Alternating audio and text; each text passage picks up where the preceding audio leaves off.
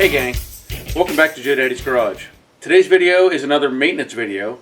I'm going to change the rear brake pads on this 2016 Ford Escape SE. It's not that complicated, and I hope that I can show you a simple way that you can change your own brakes. Now to start with, I'm going to run the floor jack up underneath the rear suspension and go underneath where the coil spring, the spring pocket sits.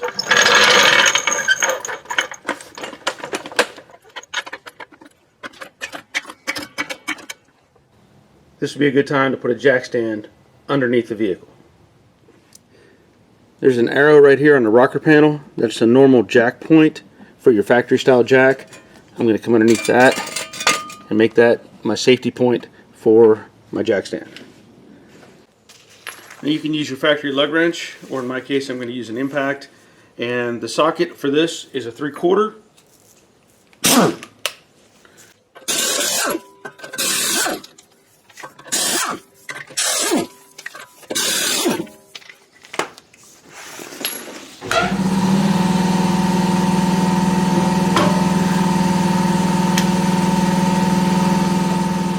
So at this point, you have the caliper bracket, and a rotor.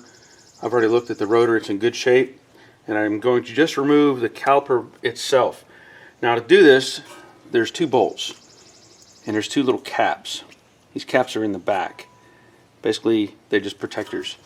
So one on top of each bolt, remove those, and then you'll find you'll need a 7mm, you could call it a cap screw socket or an Allen wrench. And that's going to fit in there, and basically these should just come loose fairly easily.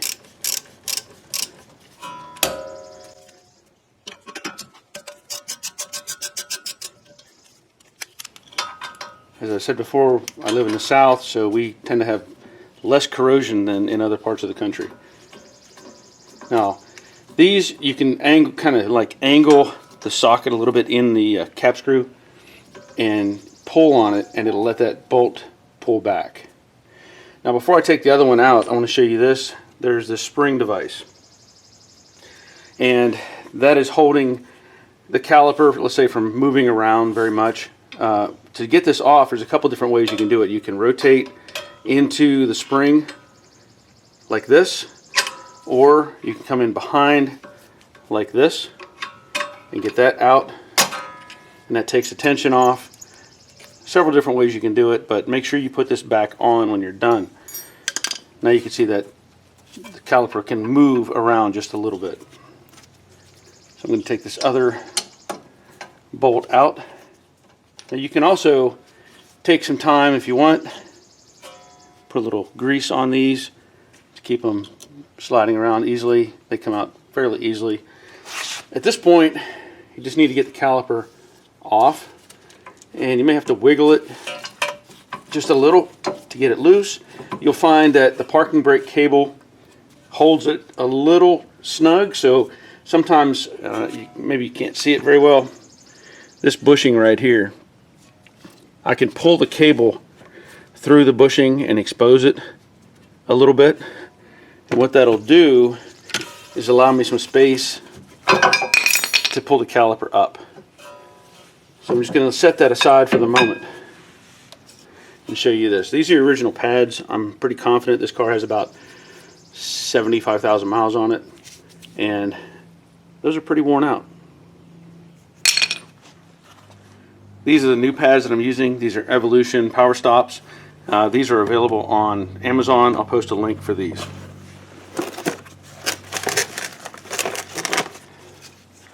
Just so you can see the comparison as to how much this is worn down. Alright, so the one without the spring goes on the outside.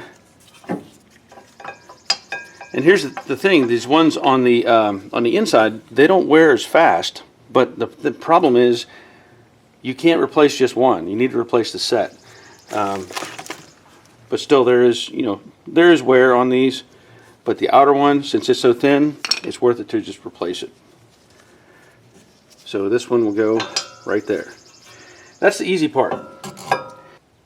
So let's talk about the hard part. Resetting the piston. Now, you may be able to see, hopefully I have the angle good enough here, this piston has two little holes in it, and there's a reason for that. Normally I would take a old brake pad and put on this piston and use this tool to compress it. You can't do that with these. These are actually threaded. You have to rotate them in, and if memory serves, I know at one side is for sure you have to turn this counterclockwise. I think they're both like that, but you can rent a tool from your local auto parts store. There's no fee involved. Basically you say, hey, I want to rent that. They put it on your card, you bring it back, they refund all your money. There is no money exchanged on these. What I've done in the past is use a pair of needle nose pliers, and that'll fit in those two holes. And then what I do is I'll compress that and push and rotate this all at the same time. Now this side, this is the passenger side. I just realized when I started to rotate this, because I know the driver's side you rotate counterclockwise and push it in.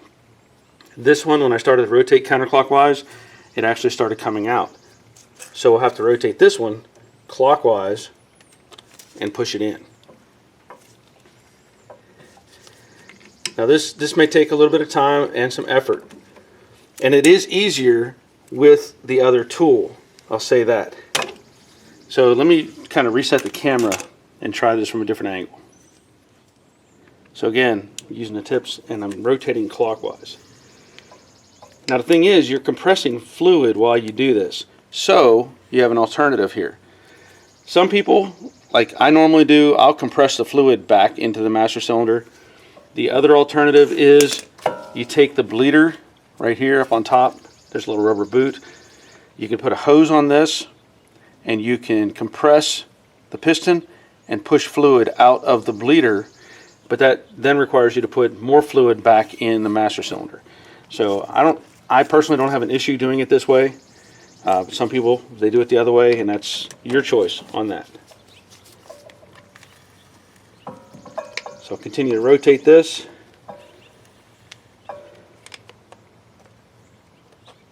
And I'm pushing in as I rotate.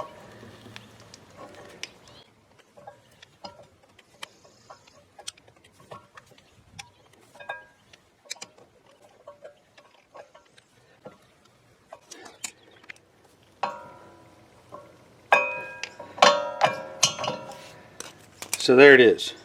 Now I would recommend renting the tool. It makes it a lot easier. In fact, I don't know why I haven't bought one of those yet, but it's on my list. At this point, I'm just going to push the bolts back in, but I'm going to pull this cable a little forward so that the caliper moves in that direction.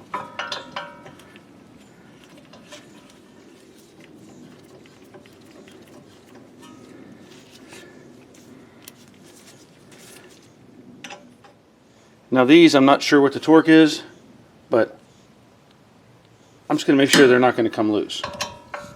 You can look up the torque if you like.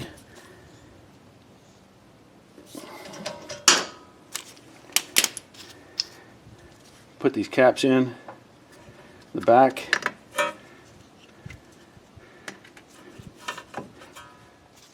So I also need to reinstall the little spring clip.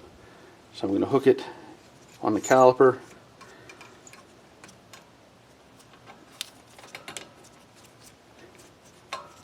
And that's it.